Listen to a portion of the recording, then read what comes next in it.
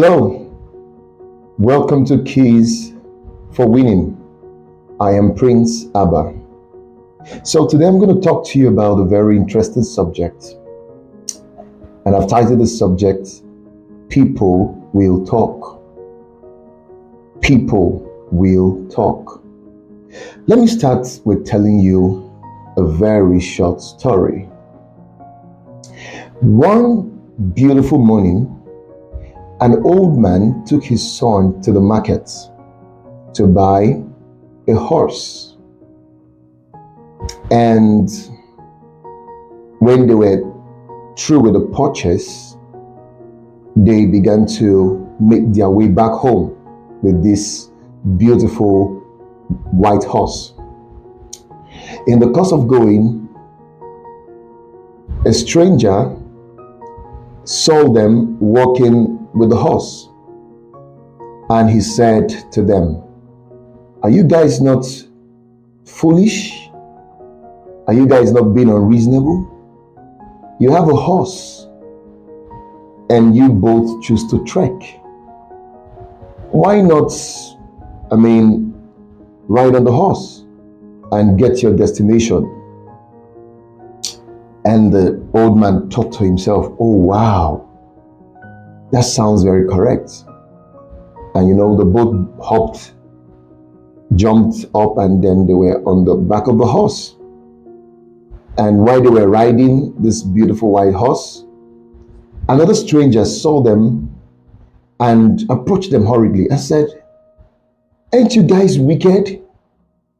This is a very young horse, and it looks very tired and looks very pale. Why do you want to kill this horse before it's time? Why would two of you ride on this horse? This is wickedness at its peak." And the old man and the son thought to themselves, "Oh, poor horse. I think we're really heartless. Let's disembark the horse and just walk back home." And when they disembarked the horse, of course, they began to move again. And some other person stopped by and said, "Why are you trekking when you have a horse?"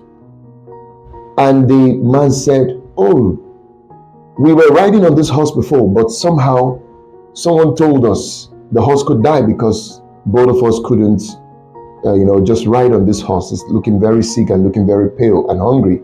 So we had to walk again." And he said, "No, one of you can as well just sit on the horse. It mustn't be two of you." And then the old man said, "Okay, let my son sit." And the son sat on the horse and they began to go. After a short while, another stranger met them and said, "What is this generation turning into? Small boy, why would you be on the back of the horse when your old father is trekking, or why your old father treks? Why not come down from the horse? You're still young and energetic, and let your old poor father ride on the horse." And the young boy thought to himself and said, "Oh no, okay, so this is wrong of me, right? So let me get down." And he got down from the horse, and then his father went on the horse. After a little while, another stranger met them and said, "Sir, are you not being very insensitive? You are stronger than this small boy. Why would you put your son through him? You are through this kind of torture. Why would you put your son through this kind of, heinous torture? Let him ride on the horse. You are stronger. You are older than him. He's just a small boy. He could just get weak and fall on the road." And the father said, "Wow, what do we do?" And the boat came down and started working. This time nobody went on the horse. And then the fifth person appeared and said, "You guys are working when you have a horse? Why not just get on the horse?" And the man said, "We're not going to get on the horse anymore. First, we were walking with the horse. And they said we should get on the horse. We got on the horse. And someone met us and said, hey, you guys are going to kill the horse. And we came down. Another person told us, let the old man be on the horse. I went on the horse. Another person came again and said, let the small boy go on the horse. And he went on the horse. Another person came again and said, you guys want to kill the horse. And we came down. What do you guys want us to do? And this time around, this guy said, no, just ride. The horse is meant for transportation. So you guys ride on it. When they thought of what they would experience again if they climbed the horse, you know what they did? They decided to carry the horse on their head. Now, there's a reason I shared this story with you. No matter what you do in life, no matter how you do what you do in life, people will always have their opinion. People will always talk. There's nothing you do in life, and there's nothing you will ever do in life that will not attract people's opinion. Whether it's positive or negative, just know that people must have something to say about what you're doing. I'm putting on a white shirt right now. Somebody perhaps will be watching this broadcast and say, oh wow, why is he wearing a white shirt? He could have, I swear, worn a black, shirt to complement his black seats. That's how crazy the world is. People will always have something to say. Now, one of the things that actually stops us from becoming all that we can be is listening too much to people's opinion or paying attention to what people say. Now, I'm not trying to say that we don't listen to people. I'm not trying to say we don't listen to advice. I'm not trying to say we don't take instruction from people, especially people who have sound instruction, sound opinion, and sound advice that could help lead us to our place of, actualization. I'm not ruling out the fact that people would not say anything to us. But I'm saying this: if you always want to be right in people's opinion, if you always want people's opinion about you to be right, you might not make haste to your place of destiny. You might be slowed down because you want to take everybody's opinion. You want to seem, you want to come out as being the good guy, you don't want to be seen as the bad guy. And so you end up listening to everything every Tom, Dick, and Harry says about you. But I'm here to tell you today that if you want to win in life, if you want to get ahead, if you want to achieve more, if you want to be focused and achieve your vision in life, you must learn how not to pay attention to the negativity of people. I mean, you must learn to close your ears. You must learn to pay deaf ears to people's opinion, especially when they're negative. All right. You try to do something small. I don't know if you've been in that situation before where you try to do something small and people say, oh, it could have been big. Then you try to do it big and they say you're ambitious. You should have done it moderately or small. You choose to get married at a certain time. They say, oh, you're too young to get married.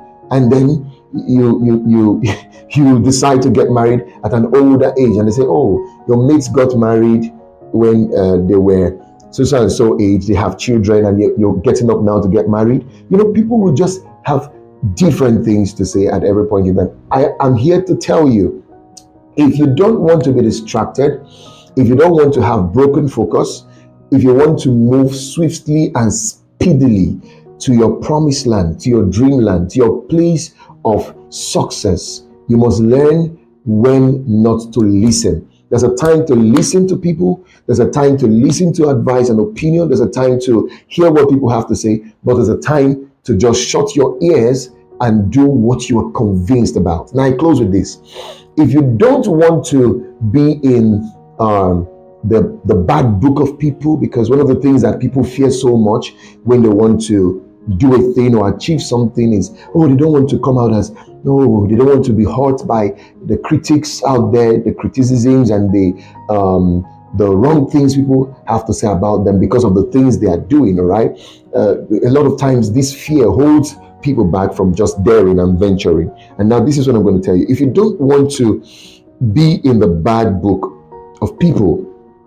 You don't want opinions to flog you from left, right, center. You don't want to be lashed by people.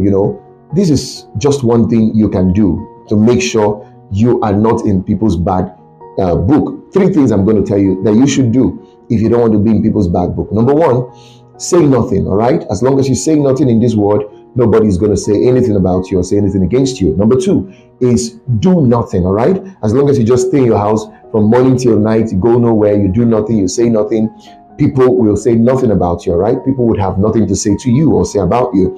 Then number 3 is be nothing. All right, so as long as you refuse to be anything in this world, get ready, nobody's going to say nothing about you. So 3 things to do if you don't want anybody to say anything negative about you, if you don't want people to pour their criticism or pour their negative opinions out there on your face. Just these 3 things to do. Number 1 is say nothing. Number 2, do nothing. And number 3, be nothing. But if you want to be somebody in life, if you want to get ahead with your dreams, if you want to become significant, if you want to become important and useful to your world, if you want to be impactful, then I dare you, as long as you say something, get ready for the stones. As long as you're doing something, there are people who would not be happy with you. There are people who would criticize what you're doing. There are people who would say what you're doing is big, you're too ambitious and proud. There are people who would say that, oh, this is too small, you'd have made it bigger. The same people will say, oh, why did you make it big? The same people who told you it is too small, make it big, will still come back and say, why did you make it big? You should have left it small. So as long as you do nothing, they would like you. But if you do something, get ready. All right. Then number 3, be somebody. If you want to be somebody in life, get ready for people to say the things they have to say about you out there. So this is where I'm going to wrap it up right now. And I trust that this has impacted you and this has made a lot of sense to you. I'm going to come your way again tomorrow with yet another interesting subject that will keep you on the path of winning. Until I come your way, make sure you just keep winning. Bye-bye.